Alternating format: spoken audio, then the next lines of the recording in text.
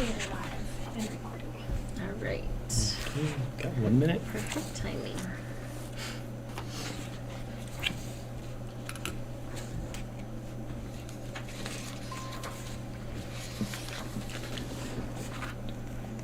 All right, 6 o'clock. Stand for the pledge.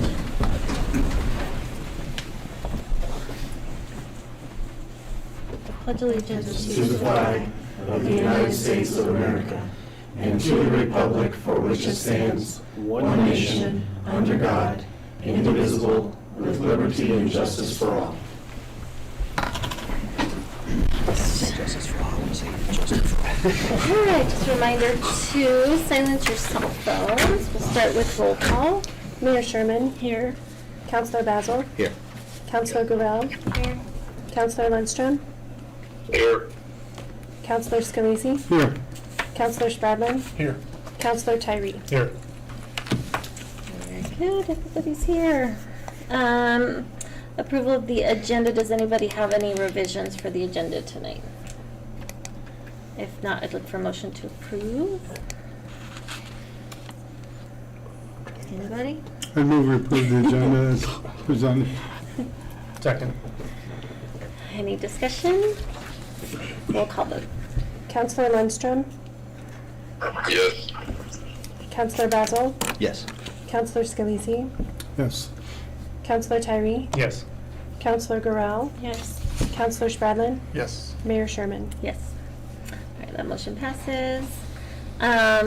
Approval of the minutes. We all had a chance to read through the minutes from our last meeting. Does anybody have any corrections that they can see? If not, I'd look for a motion to approve. I move we approve the minutes for a regular meeting of October 28th, 2024. Second? Any discussion? Roll call vote. Councilor Spradlin. Yes. Councilor Guerrero. Yes. Councilor Tyree. Yes. Councilor Scalise. Yes. Councilor Basil. Yes. Councilor Lundstrom. Yes. Mayor Sherman. Yes. All right, that motion passes. Visitors and delegations. Do we have anybody for citizen comments? Does not look like it. Okay. We'll move on to management. We've got Chris Bostron with the resolution. Good evening, Mayor and Council. For your consideration tonight is a resolution number 2024-9, appropriating additional sums of money to defray the expenses in excess of amounts budgeted for the fiscal year of 2024 for the city of Brush. Do you have any questions? No. It's a lot of information, but just as a note, we do this every single year because we cannot identify every single thing that we do. We can't predict changes in prices, but everything looks pretty good as far as what's been presented. Yep, it's all spelled out in our packets. Yes. And looks like I don't see any surprises. So. Does anybody have any questions? And I'd look for a motion on this one. I move that we approve resolution number 2024-09, resolution appropriating additional sums of money to defray expenses in excess of amounts budgeted for the city of Brush. Second. Any discussion? Roll call vote. Councilor Tyree. Yes. Councilor Spradlin. Yes. Councilor Basil. Yes. Councilor Guerrero. Yes. Councilor Lundstrom. Yes. Councilor Scalise. Yes. Mayor Sherman. Yes.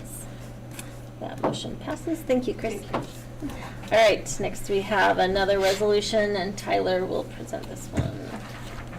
Good evening, Madam Mayor, City Council. So the resolution tonight is just a formal approval for the special use permit for the tractor supply company that made a presentation last month. Typically, we do a resolution immediately after the approval of the special use permit.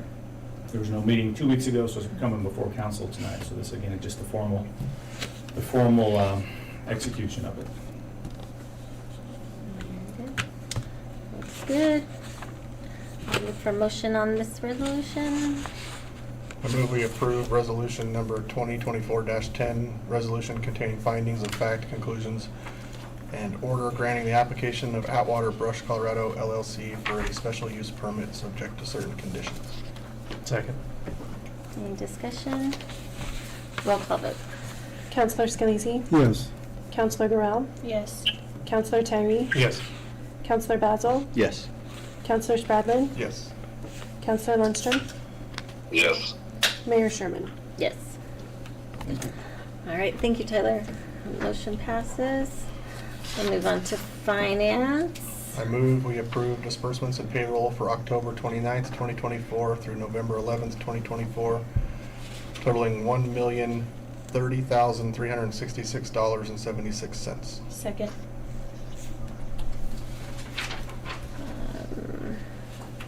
Any discussion? Do you want to keep them separate, or do you want to do the next set of bills at the same time? I can do them all together if that's kosher. Everybody's okay with that? I also move that we approve disbursements and payroll for November 12th, 2024 through November 25th, 2024, totaling $346,334.57. Second. All right, any discussion? Roll call vote. Counselor Basil, Yes. Counselor Scalisi, Yes. Counselor Tyree, Yes. Counselor Garrell, Yes. Counselor Lundstrom, Yes. Counselor Spradlin, Yes. Mayor Sherman. Yes. All right, that motion passes. We are already on to staff reports. Tyler Purvis. Good evening again. All right, so I got quite a bit to cover here tonight. Foremost, I want to go over Central School, but I do know that that's in our work session, but for the sake of so much of it being in the public for the last couple of meetings, or the public meeting itself, I figured I'd at least give a recap of that, and then we can follow up at our next meeting as necessary within the staff report as well. Foremost, before I forget, so last month at the, we'll call it the climax of the meeting, I was asked if a back T test had been done, to which I responded yes. The first thing I found out, or the first thing I asked when we went to the office the next morning, did we do one? And the answer was no, we did not. So I was incorrect on that, and I apologize, Councilor Basil, for saying that. Just as a brief explanation, not an excuse, but just an explanation. So I tell my wife all the time, it's not an excuse, it's a reason. But we had, our water guys had recently done, they put all the final connections to Central School there. All the internal piping had been done, but we put in new meters and new water lines. And during that time, I remember us talking about a back T test being done. And so I think in the pressure of the moment, my mind went directly to that. Yes, the test was done, but as I talked about it with our staff, the test was actually done up on the Armbar property, which is typical when you're bringing a new water system into your city to do a back T test internally. And it wasn't until about a week and a half later, 2 weeks later, when meeting with the state inspector, that he explained that it's actually required for every multifamily project. We actually weren't aware of that on a staff level. So now we know. But going forward, yeah, every phase will have a back T test done. We figured that's probably the best route to go anyway. In case you're curious about that, the multifamily apartments, the back T test was done on those. The plumber who was on that project at last minute had reached out to our building inspector and said, oh, I forgot the back T test. And we're like, okay, so get that in. And so, but we didn't realize it was part of the process. But again, now we know on that. Over the past month or so, so on the back T test itself, on trying to get the answers of that, it was a lot harder to get an answer than we expected to. So actually, it wasn't until this morning I finally heard back from the state inspector that the plumber, he had touched base with him, and that back T test had not been done yet, but this week it's supposed to be done. But we took the initiative last week and had our guys go in and do a water test, and so we should have that test back tomorrow morning. As far as everything else over the past month, we had another third party go in for an inspection. The fire department did an inspection on Central. We connected with Fire Marshal Services, who did the inspection of the fire sprinkler system and the fire alarm system for clarity on the scope of work. And as I mentioned, we met with the state plumber as well. In summary, and I know there's a lot of information I put in there, but in summary, for the sake of expediency for now, no significant life safety issues are in place. There are no issues that should prohibit occupancy on site. And hopefully all that demonstrates that code compliance has been a priority for city staff all the way through this process. Looking back, there definitely could have been better communication, specifically between our department and the fire department as well. And I'll take ownership on that. I think it left a lot of uncertainty and confusion as far as expectations and where things were there. And then just reiterating our process improvement. When I first came back, or when I came back to the city of Brush in June of '22, Central had just gotten underway with the roof repairs a couple months prior to that. So the project was moving forward, and between when I came in and when Juan was hired, we had basically complete turnover of our staff there. So getting into the swing of things and trying to find a rhythm and where all the different pieces are moving and whatnot. And then as we're developing our processes and our standard, how we're gonna do things, we had that bad hailstorm in 2023, and our 1,000+ roof permits put a lot of our projects on hold. So during that time, we definitely had a lot of to-do lists as far as processes and things that we wanted to work on and improve. So this was definitely one of them, and through the process has been a good learning experience for our team. But we are continually working with our staff, and we always have been, on all of our professional development and certifications and whatnot. One of the things that we are trying to move away from, and I think I mentioned that at our last meeting, was us taking on and going through the certification level so we can do a lot more in-house and not have to rely so much on third party. And the reason being is that a lot of the revenues that we generate from that, we give to the third party inspectors. As an example, for plan reviews, we take in 65% of whatever the building permit fee is for the plan review fee, but 70% of that revenue goes to the company that does the plan review for us. And so that, as well as other components, would be best if we can keep them in-house when we get to that level of things. But we have communicated all the expectations, as well as all of the minor components, both for this stage, for phase 2 and beyond, to the property owner for the project going forward. So that's the general summary of Central. But like I mentioned, I know we're going to talk about that in work session some more. On a similar note, over the last 6 months or so, we are working on revising how we are doing our contractor credentialing within our department. So right now, any contractors who want to pull a permit through the city of Brush are required to register with credentials. So one, we know who's working in town, and then two, to show that they do have insurance. So in case anything goes awry, that the homeowner, property owner, and so on is covered, as well as the business themselves who's doing the work. But as you can probably expect from an inspection standpoint, there's a lot of learning opportunities for a lot of our contractors. And so we wanted to establish kind of a base level of competence with our inspectors. So what we're going to do is, going into 2025, as contractors have to renew their credentials, they're actually going to be required to take a test to demonstrate that they understand and know different building codes that's relevant to what it is that they're going to be pulling permits for. We have it broken down in 5 different classes. General contractor, 2 is carpentry, 3 is drywall, siding, stucco, window and door, 4 is roofing, 5 is concrete and fence.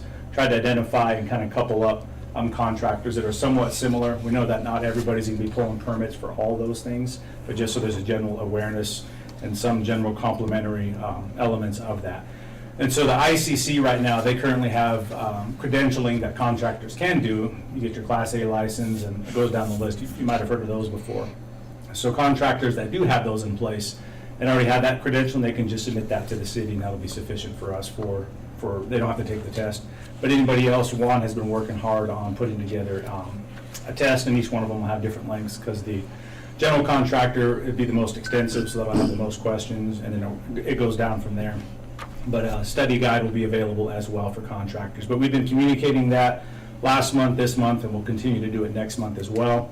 Again, it goes into effect whenever a contractor's license expires, so it's good for 365 days of their current license, and then the test will be good for 3 years after that, once they, or 3 years, or until we adopt the new building code as well, and then retest accordingly, and then things might change in the future.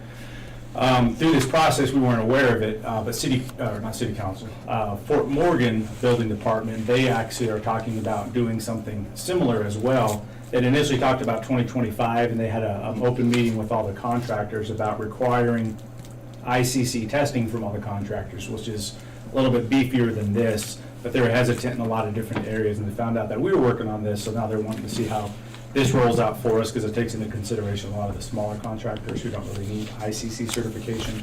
But I'm just bringing all this to your awareness in case you hear anything from contractors within the community. I have a quick question. Yes. Would you allow for reciprocity? What do you mean by that?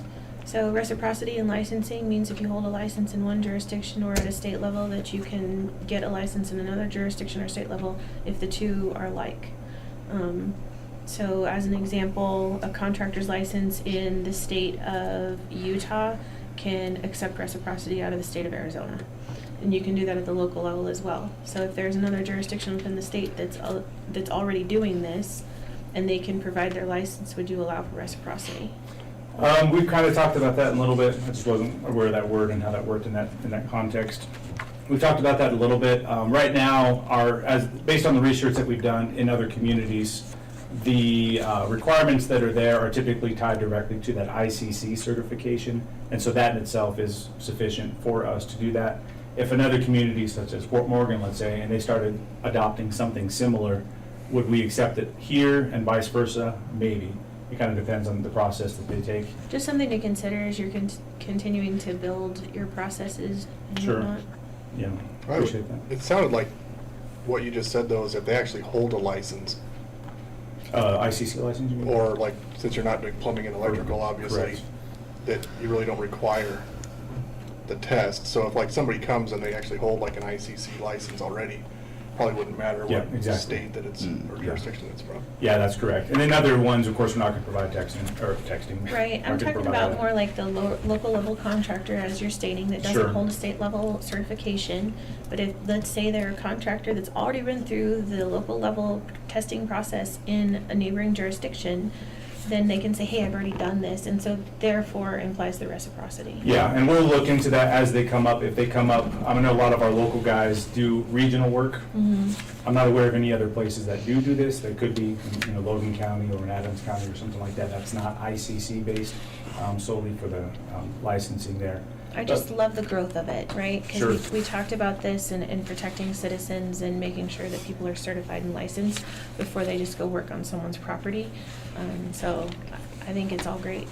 Yeah, we're looking forward to that. Contractors overall have been open. A lot of them honestly have been kind of like, okay, there hasn't really been a whole lot of pushback, but we want to communicate well on this as we go forward. Because inevitably, we're trying to find every scenario that's going to come up where someone comes in, let's say another hailstorm happens, they come in and they're not from around here, and then they got busted that they're doing work without a permit, or you got to go in and pull a permit. They come in, I need a permit for this, and say, have you taken the test yet? And they're like, I don't want to take, I got to get back out there and work, and so us addressing situations like that. So like what test would you give a handyman?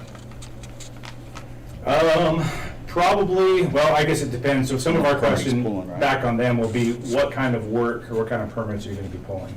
And then and I'll list them out there. Thinking about doing something on the side? No, I'm just saying, that's one of the professions that skirts by a lot of stuff Sure. without pulling permits. And I was curious what test you would issue to somebody that considers themselves a jack of all trades. Sure. Yeah. And yeah, we've considered stuff like that. So it really falls back on them. So if, for instance, let's say they only want to do drywall, windows, doors, nothing like big, but they want to do a big remodel or something like that, then they'll have to kind of upgrade their test. Like, can you pass this? But now you got to do these questions at least, or at least take the test. Okay, so it's gonna be based on like the permit they pull. Correct. Okay. Yes, exactly. So the best thing for most people, if they want to, would be a general contractor, if they're kind of a jack of all trades. Sure. Just so we know that they have a basic understanding of a lot of the stuff that we're looking for, common inspections. A couple other things. So Tractor Supply Company, status on that. So we're waiting for revised civil after the first round of comments. They submitted that. Western Engineering gave their comments, and so their engineer just contacted me today. They're working on those. Their building plans are also under review as well, both on the building side and then the fire plan review. Maverick Gas Station, their site plan and civil has been approved. Their building plans are also under review right now.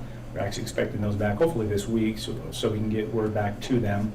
This is the first round of building plan review, though, so we don't know if any comments and any revisions are going to be necessary. The truck wash, the site plan is approved. We're waiting for revised building plans on that one after the first round of comments has been sent back to them. The airport, so if you all remember, I had brought to your attention earlier this year that CDOT had shifted their funding for airports. Our airport is very much underutilized, and so CDOT Aeronautics is having a hard time justifying putting money toward our airport unless we are going to substantially start investing and doing different things that would justify them. The plans a while ago was that the airport was going to need the runway was going to need reconstruction. If I remember right, we were going to pay 10% of that, and they were going to pay 90% of that. And the cost has just, of course, gone up. I'm not sure what the cost is now for a new runway, but it's, I'm sure, well over $1 million. But they said we don't really want to do that anymore because, again, we can't justify putting the money toward that. So the ball is still in our court for that. Every year on, I think October 31st and November 1st, our capital improvement plan is required to be submitted to the state, which we put one in as well. And then there's always a follow-up conversation. So those questions will be coming up soon. What are your plans with the airport, City of Rush? And so putting that back out to City Council again to see what direction that we want to go with the airport, because one of the recommendations that they had is that if we're not going to substantially invest into the runway and in the airport, is that we potentially rubbleize the whole runway, which would downgrade it from an FAA airport to just a local airport. And so you can still utilize it as such. There's still a cost in doing that. They would help with the funding on that on some level, but that would take away some of that potential future growth and utilization of the airport as well. On that note, Justin had mentioned doing drag racing out there. Oh, yeah. And so that's actually come up a couple times. We recently had a company out of Denver who goes around the state and does that contact us. We met them on site last week to look at the runway to see if it's something that actually could work this upcoming May to do a big event, to bring in a few hundred cars potentially, and a lot of people for that. The runway itself, because the condition matters if you're going to go fast on a car, so it's not moving your car this way and that way. It's pretty dismal conditions, they acknowledge that. There's one strip though further toward the east, because the whole thing is about a mile long, so probably we'll say the second half mile isn't as bad. And so they were wondering if the city could partner with them on maybe doing some crack fill on some of those areas that they need it to be cleaner so that they can come out and do that event. I said, I will find out and get back to you. We probably need to look and see how much of it is going to be necessary and maybe do some type of cost estimate on that would justify that. But that just recently came up as an idea. And of course, if it gains traction, then it could be an annual event that brings a lot of people to Brush every year, as well as additional events. This guy was talking. So that's something going on in the airport. Any questions or comments on that? That'd be good. What if we kind of tried to start thinking about utilizing it more for like special event type stuff? Not just drag racing? Not just drag racing, but it's a huge area, and I don't know what the implications of that would be since it is a functioning airport, so we probably have to look into that, but yeah, maybe it's worth, I mean, it's a huge drain right now probably, although I don't know how much we spend on it, probably not a whole lot, but not much at all. wasn't our only other option really to close it, and then there's some implications there that kind of make that tricky too on the way it was given to the city. Yeah, if it's ever not used as an airport or as an airport primarily, it's supposed to go back to the existing owners. But that was a long time ago too, so I don't know. What the Maybe implications are there. that kind of stuff, like special event type stuff, might be the way to go with it. I mean, it's kind of outside of town, but Potentially, absolutely. I mean, anything's on the table right market it now. for car shows and. Because we could. Is CDOT interested in contributing towards refurbishing it, refinishing it, whatever, if there are events that start to improve the surface of it?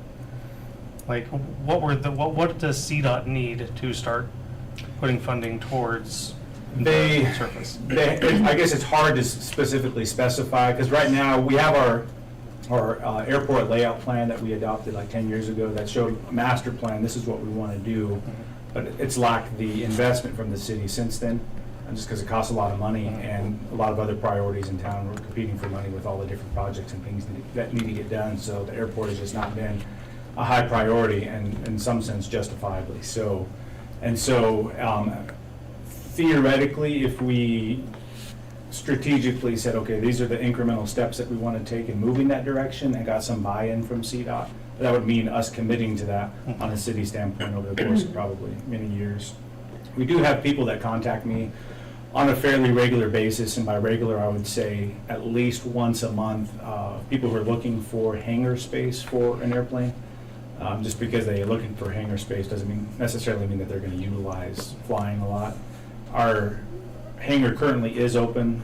The lease ended a couple of months ago, and we're looking at, the plan right now is likely to put an RFP out for our hangar and put it out to everybody that I've been in contact with and any other channels to find out which option is going to best serve us, the city, and the airport. Like as an example, one that would be good would be a maintenance shop. I guess there's not enough of those around. And so people are backed up for months needing a mechanic to work on their airplane. And so having a place like this where it's underutilized and bringing a lot more airplanes here just so they can get worked on has potential. But of course, you got to find the mechanics who want to do it and are willing to take it on as well. So that's one area, one option. But as far as back to your question, I don't really know. That conversation probably happened January, February. I can't remember when. We usually meet with CDOT Aeronautics on that to get a better clarity on what their expectations might be if they want to put some money toward it. Maybe tap in the chamber and see if they can get with some aviation clubs, stuff about doing like fly-ins and stuff out there. Sure. Where people can come look at the planes and not necessarily like air shows, but like a cars and coffee for planes. There's a lot of people around here who have airplanes. More than I thought, really, but Yeah, I've come to realize that over time as well. yeah, maybe try to just start pushing the special event stuff on there, and then maybe it'll take off. Who knows? But Yeah, take off. I like it. pun intended. Right.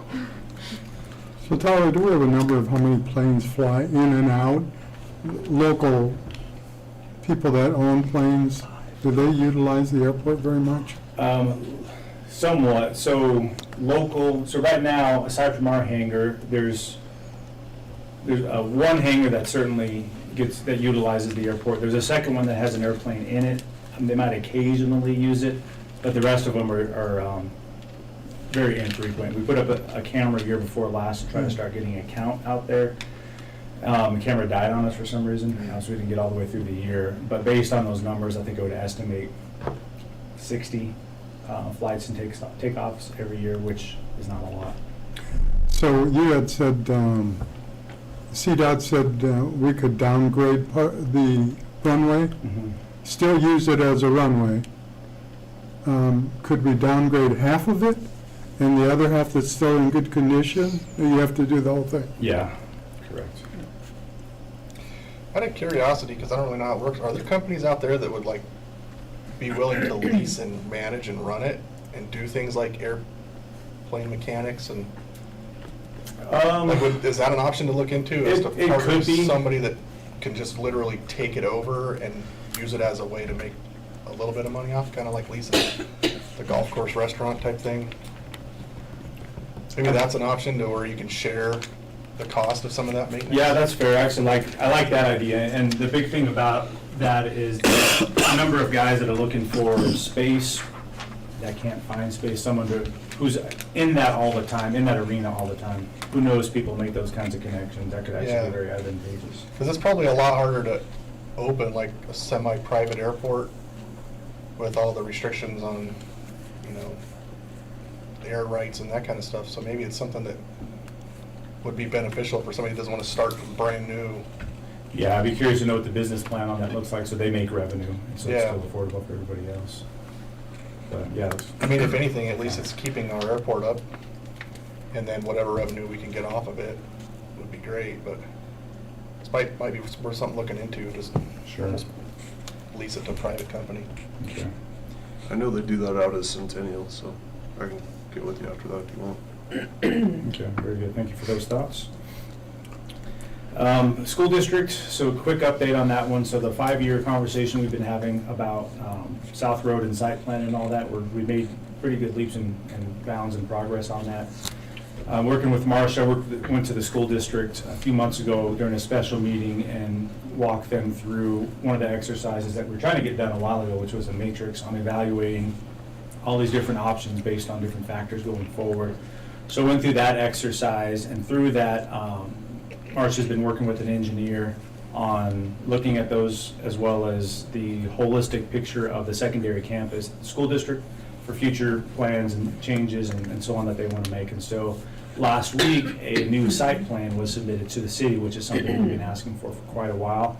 And so we'll be reviewing that and then exchanging comments, and then hopefully, if we get to an approval, they'll have conditions tied to that the city will have based on those approvals. So it's moving in a very positive direction. Just a heads up that the Excel franchise agreement at our next meeting, I believe our next meeting, we'll have a first reading on that, and then into the new year, a second reading.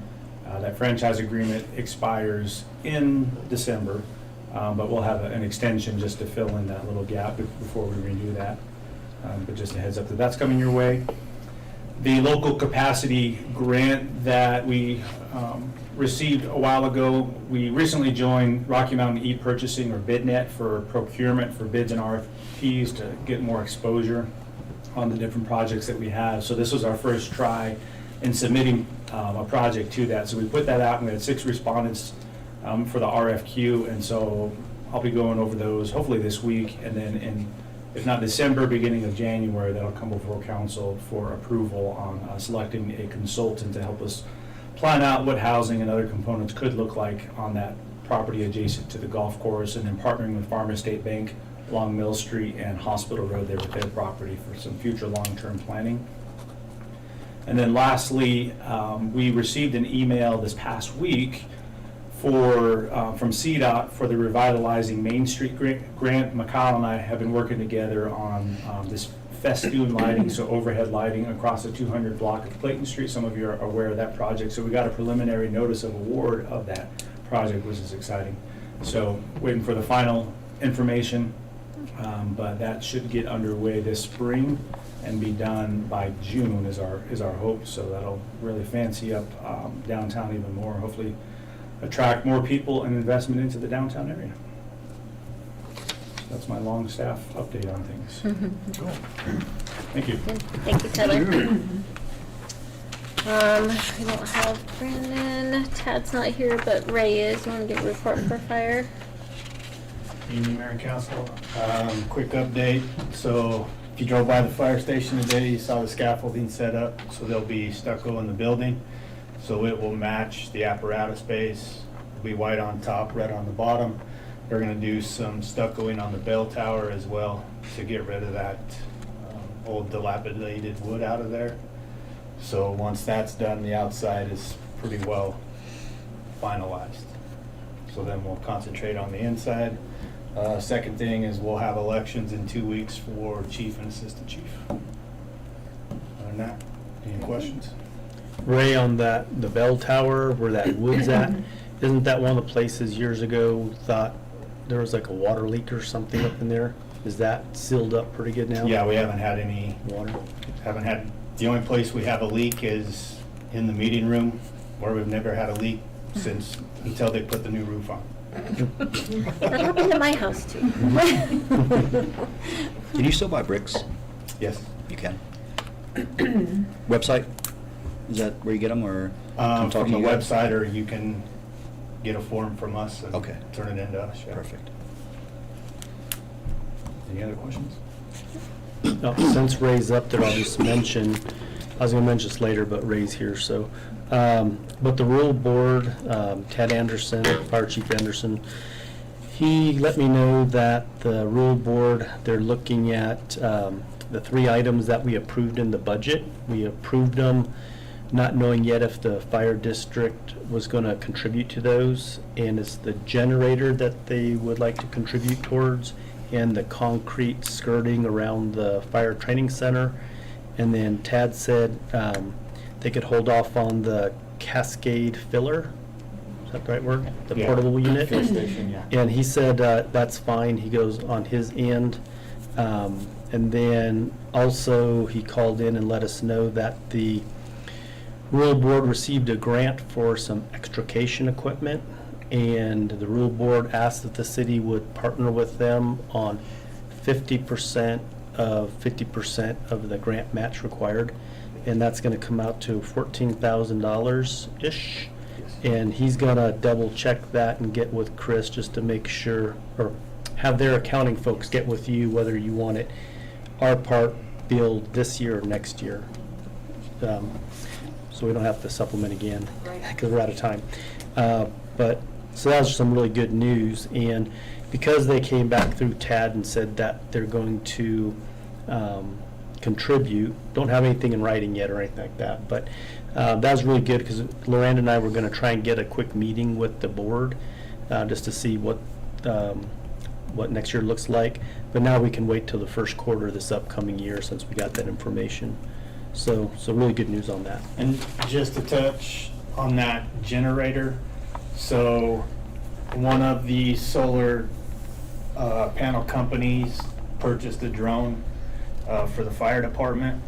And then another solar panel company that's gonna be off of 71 and I believe, out there have asked what they could contribute. So they were gonna talk to them about some type of solar power for the generator to go down along those lines. So it's possible that they might purchase that for the station.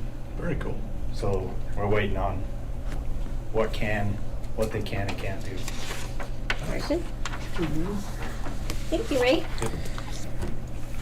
All right, next we've got Chris Bostrom, number 4. Miranda, do you have anything? Just a reminder, the December 9th meeting, there will be a council training with SRSA in work session. And then another reminder is that Wreaths Across America is going to be Saturday, December 14th at our cemetery to begin at 9 a.m. that morning. That's all I have. Okay. Kim. I have nothing for you this evening. Okay. Dan, come. Also nothing. Wow. You got something. Okay, very good. So a few quick items. A while back, I mentioned to the city council that we've been working for like 18 years on land transfer to the city from a local power company. And we are getting a lot closer on that. We just have to work through a water agreement. And when we get through that water agreement, which we're waiting for our engineer to bring us some comments, and he's supposed to be here tomorrow, meeting with Dell and have some comments for us on that agreement. We'll get those comments, get those to Dan, and Dan can look at the agreement, pull it all together. We're essentially getting rid of some really old agreements that were in place, and parts of that agreement are no longer relevant to their project. So we can get rid of a lot, clean that longer document up into a shorter one. And part of that was to acquire that property. So we're excited that that's going in a good direction, and I'll keep you apprised how that goes. The other thing is Tyler mentioned the potential lighting across 200 block of Clayton. We have Patrick that's really been working hard trying to identify all the electrical issues in the downtown area, the street lights on the 400 block. I think it's the 400 block of the Edison. And then also all the outlets down there by the base of the trees. If you go downtown, you'll see it this last week, they've installed these new outlets. So those are supposed to help with things shorting out down there. And they're going to go through and double check all the electrical before, hopefully we get all the lighting. So make sure we have plenty of electrical. Also, the crews have been putting up all the Christmas decorations, starting with the lighting components. Then they're going to switch to the actual decorations and everything here shortly. So they've been working on those. And then other thing from our budget retreat, you might remember we talked about having some very large projects come up next year, and 2 of those being in a water treatment facility, the other one being work on our wastewater treatment facility. Very expensive projects, and I did talk to Dell after the budget retreat, and we're just thinking logistically that the wastewater, we're going to push that out another year. So that'll give us time to raise more revenues. But also, we decided that instead of saying we're going to get it done, and we still have a big question mark on the permits required from the state, they may take longer than what we were thinking. We'll just plan for that to push that out and take the pressure off the utility departments. And also, like I said, give time for revenues to come up and find some grants to offset. So that is all I have. Question for you, Monty, in Dale's absence. Why are the radar feedback signs still not up by the library? Ooh, I don't know the answer to that. I know that he had mentioned he was reaching out or had a meeting with the library, but I saw her today, but I didn't ask any questions. Because Dale's been out. I mean, we were told they came in months ago and they're still not up. And I know that there's some things he needs to work out with Chief Flecksteiner, but if we could just get some follow-up on that. Yeah, I'll have him report. And if he has something significant, I'll have Lorenda send that out to the council. Okay. Anybody else have any questions? Mayor, council reports. Do councilors have anything to share? I think so. I went to the comedy show that Larry put on. He's always a good host for those, but it was a really good show. That Nancy from Denver, Boulder, she was really funny. Yeah, it's kind of nice to see that stuff happening out at the golf course and being able to use that space for fun stuff. Christmas tree lighting will be December 6th. Did we bring that up yet? For that big tree downtown. That's the, This is also the night of our Christmas party, but we'll be done with the tree, but pretty close to. Yeah, the events go from 4 to 6 downtown. Yeah. Party, I think it's 6. Yep, so then we can go another time. Yep. Alright, anybody else have anything? Otherwise, I'd look for a motion to adjourn, so we can move into our work session. move we adjourn. Second. All in favor, say aye. Aye. Any opposed? I need a minute to get us off. I need a snack. Careful with the snacks, they'll kill you. Is that what got you? Uh-huh. That's pretty cool. I'm surprised you're not more excited. I'm really excited. I'm just entertaining it. All right, now I gotta get my damn card out.